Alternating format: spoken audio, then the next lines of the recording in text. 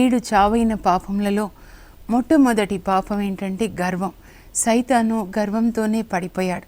సామెతలు 16:18 చెప్తుంది, పతనంనకు ముందు గర్వం నడుచును, నాశనంనకు ముందు గర్వం నడుస్తుంది అని.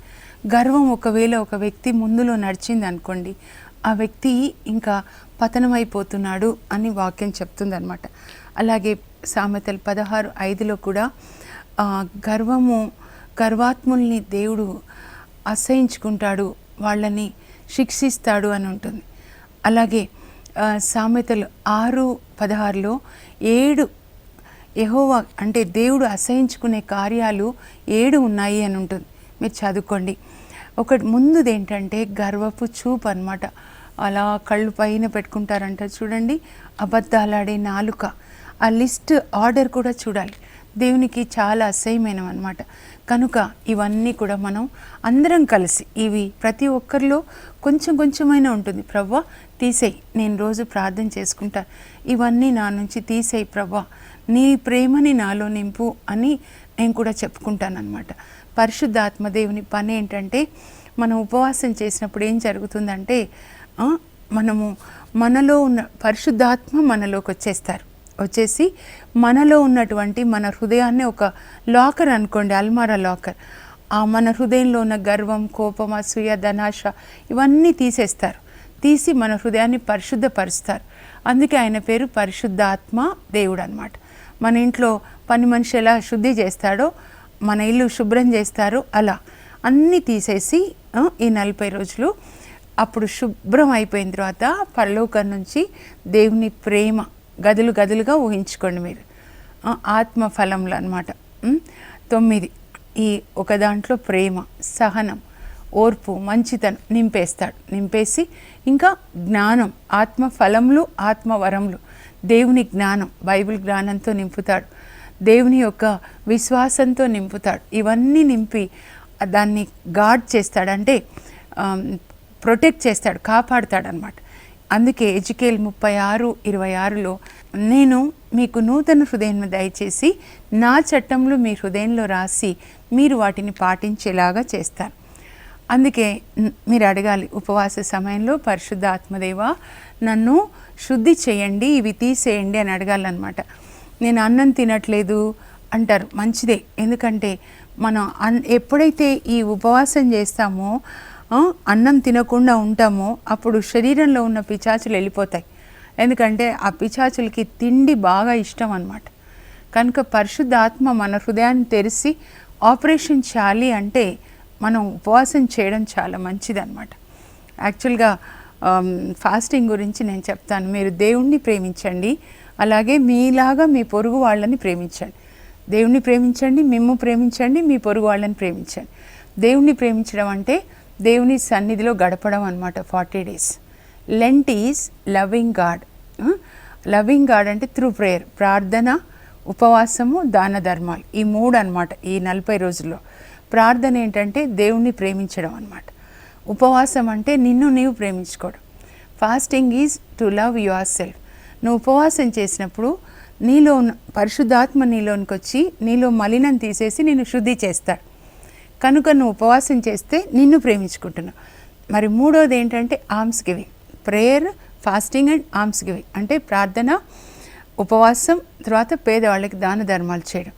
3వది ఏంటంటే నీవు పొరుగు వాళ్ళని ప్రేమించడం, అంటే దాన ధర్మాలు చేయడం ద్వారా పొరుగు వాళ్ళని ప్రేమించడం. ఈ 3 ఈ 40 దినాల్లో మీరు సాధించాలన్నమాట. అందుకే ఈ మీరు ఏ రోజు అన్నం తినరో వేరే వాళ్ళకి ఇవ్వండి, అప్పుడు లోపల పరిశుద్ధాత్మ మిమ్మల్ని శుద్ధి చేస్తారనమాట. ముందుగా గర్వాన్ని నాలో నుంచి తొలగించండి ప్రభువా అని అడగాలి. అప్పుడు గర్వం ఉన్న వాళ్ళ లక్షణాలు ఏంటంటే, లూకా సువార్త 18వ అధ్యాయంలో వాళ్ళిద్దరు దేవాలయానికి వెళ్తే పరిసేడు, నేను వారానికి 2 సార్లు ఉపవాసం ఉంటాను, నేను 10వ వంతు ఇస్తాను, నేను ఆ సుంకరి వలె పాపిని కాదు, అలా అని తన గురించి తను గొప్పలు, నేను నా ఇల్లు, నా బిజినెస్, నా కారు, నా చదువు, నా ఎప్పుడు నేను సిన్లో చూడండి, ఇంగ్లీష్లో SIN, ఐ పెద్దగా ఉంటుంది అనమాట. ఎప్పుడు వాళ్ళ గురించి వాళ్ళు గొప్పలు చెప్పుకుంటారు.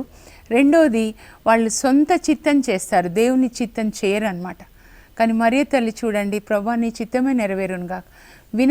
వినయానికి గుర్తు ఏంటంటే ఎప్పుడు దేవుని చిత్తం చేస్తారు. దావీదు అంత ఆస్తి ఉన్నప్పుడు దేవుని కోసం ఆలయం కట్టడానికి, ప్రభా ఇదంతా నువ్విచ్చిందే కదా, నువ్విచ్చిందే నేను నీకు ఇస్తున్నాను అని చెప్తాడనమాట. అలాగే ఇతరులని కించపరుస్తూ ఉంటారు గర్వం ఉన్న వాళ్ళు అనమాట. సో ఇవన్నీ కూడా మన నుంచి తీసేయమని అడుగుదాం.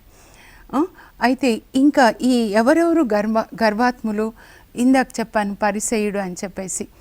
అందుకే పరిసయుడు యేసుప్రభు అంటారు చూడు, పరిసయుడు సుంకరి వినయంగా ఈ పాపిని కరుణించు ప్రభు. ఒకే చిన్న ప్రార్థన చేస్తాడు, ఓ దేవా ఈ పాపిని కరుణించు అని. అది వినయానికి గుర్తు అనమాట. బైబిల్లో మరి గర్వంతో పడిపోయిన ఒక రాజు, అన్యుడైన రాజుని మనం చూద్దాం. బాబిలోనియా రాజు నెబుకద్నెజర్ మహారాజు దానియేలు గ్రంథం 4వ అధ్యాయంలో 30వ వచనం నుంచి 37 వరకు మనం చూస్తే ఇంకా 4-5 అధ్యాయాలు చదవండి. అక్కడ బాబిలోనియా రాజు మరి నెబుకద్నెజరు బాబిలోనియాను పరిపాలిస్తూ ఉంటాడు. అంతకుముందే ఆయన యెరూషలేము మీద, యూదా దేశం మీద దాడి చేసి దేవాలయాన్ని కాల్చేసి యూదా ప్రజల్ని చాలామందిని బందీలుగా తీసుకొస్తాడు. అలా తీసుకొని రాబడిన వాళ్ళలో దానియేలు ఆయన స్నేహితులు ఉంటారు, ఇంకా ఎస్తేరు, మార్డికాయ్ అంటే వాళ్ళ కుటుంబాలు కూడా ఉంటాయన్నమాట. తీసుకొని వస్తారు. ఇప్పుడు దానియేలు మరి రాజుకి చాలా నచ్చుతాడు. అతని జ్ఞానం వల్ల, రాజు కళల్ని వివరించడం వల్ల ఆ రాజు దానియేలుని ఏం చేస్తాడంటే తన ఆస్థానంలో జ్ఞానులందరికీ పెద్దగా చేసేస్తాడు. ఎందుకంటే అందరికంటే 10 రెట్లు ఎక్కువ జ్ఞానం ఉందని రాజు తెలుసుకుంటాడనమాట దానియేలుకి. దేవుని ఆత్మ అతనిలో ఉంది కాబట్టి. అయితే ఆయనకి మళ్ళీ ఒకసారి కల వస్తుంది రాజుకి.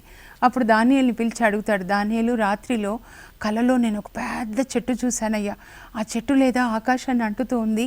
ఆ తర్వాత ఒక స్వరం నేను విన్నాను, ఈ చెట్టు నరికేయండి అని. అప్పుడు దేవదూతలు వచ్చి ఆ చెట్టు నరికేశారు, మొద్దు మాత్రం మిగిలిపోయింది, ఆ మొద్దుని కప్పేశారు. ఈ మనుషుని నరుల నుంచి తరిమేయండి, ఆయన ఎద్దులాగా గడ్డి తింటాడు, 7 సంవత్సరాలు అప్పుడు ఆయన వినయం నేర్చుకుంటాడు అని చెప్తారనమాట కలలో. అప్పుడు దానియేలుని పిలిచి అడుగుతాడు, దానియేలు ఈ కల వచ్చిందయ్యా, దీని అర్థం ఏంటి అంటే దానియేలు అంటాడు, మహారాజా ఆ ఎత్తైన చెట్టు మీరే, మీ కీర్తి ఆకాశాన్ని అంటుతుంది. అయితే మిమ్మల్ని రాజుగా తొలగించేస్తారు దేవుడు, మీకు వినయాన్ని నేర్పిస్తారు అని చెప్తాడనమాట. ఇలా కళ అర్థం చెప్పిన తర్వాత కూడా 1 సంవత్సరం తర్వాత అనమాట, 12 నెలల తర్వాత అని ఉంటుంది దానియేలు 4:30లో. ఈ నెబుకద్నెజర్ మహారాజు తన అంతఃపురం పైన టెర్రస్ అంటారు కదా, టెర్రస్ మీద అలా వాకింగ్ చేస్తూ బాబిలోనియా నగరాన్ని ఇలా చూస్తాడనమాట. చూసి ఆహా బాబిలోనియా నగరం ఎంత పెద్దది, దీన్ని నేనే కదా ఇంత అందంగా ఇంత వైభవంగా నేనే కదా దీన్ని నిర్మించాను, దీన్ని కట్టాను, నా ప్రాభవ వైభవాల్ని నా కీర్తిని నేను ప్రకటించుకున్నాను కదా అని చెప్తూ ఉంటే అప్పుడు ఆకాశం నుంచి ఒక స్వరం వినబడుతుంది, మహారాజా మిమ్మల్ని ఇప్పుడే మీ పదవి నుంచి తొలగించడం జరుగుతుంది, మీకు మనుషుల జ్ఞానం వెళ్ళిపోతుంది, మీరు జంతువులాగా జీవిస్తారు.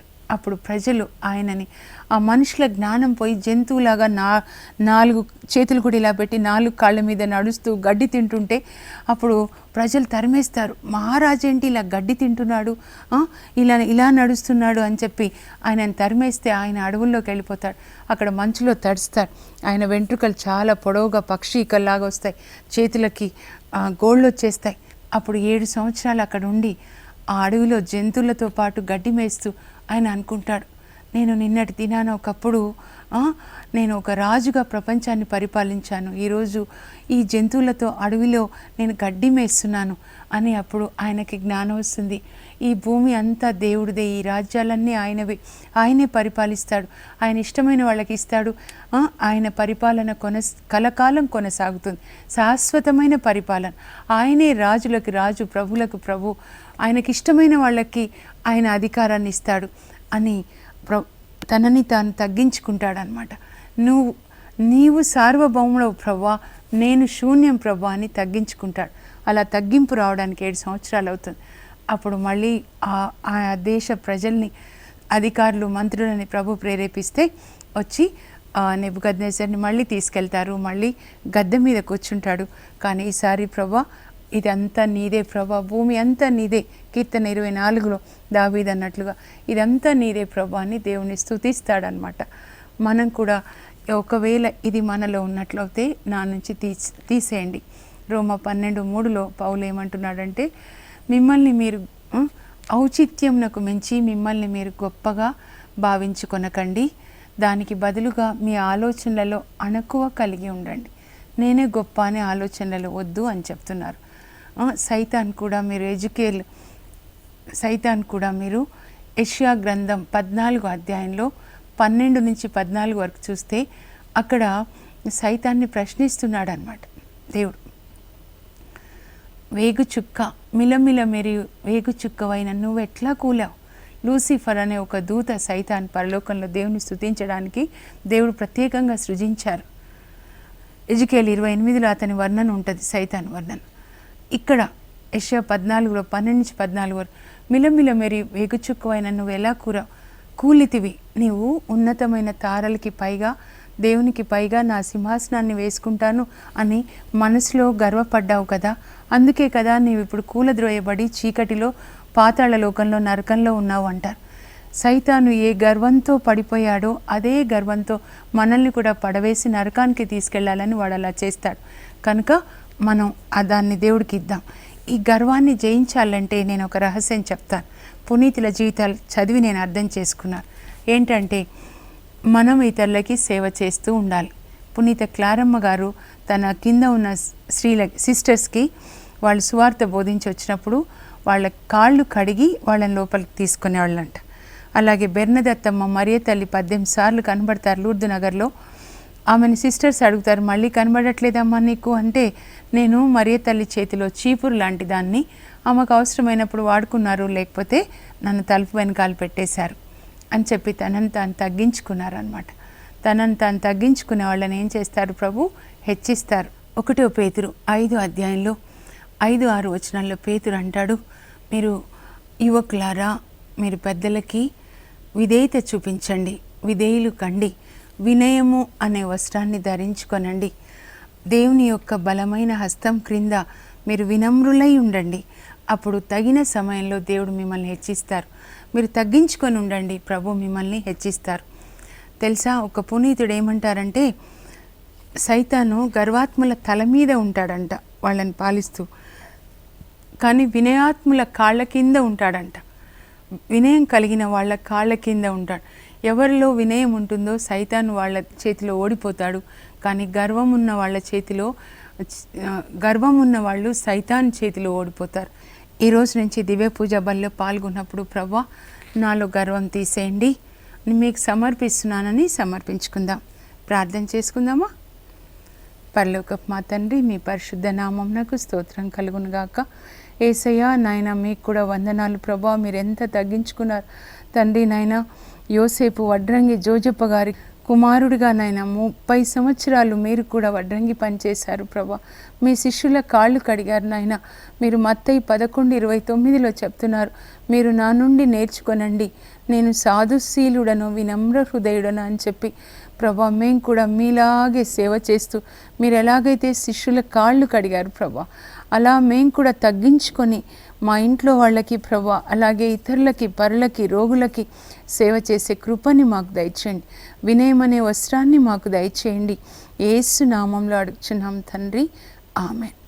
యేసు ప్రభులాగా పరిశుద్ధాత్మ దేవుడు మనల్ని కూడా వినయము అనే వస్త్రంతో కప్పుదురుగాక.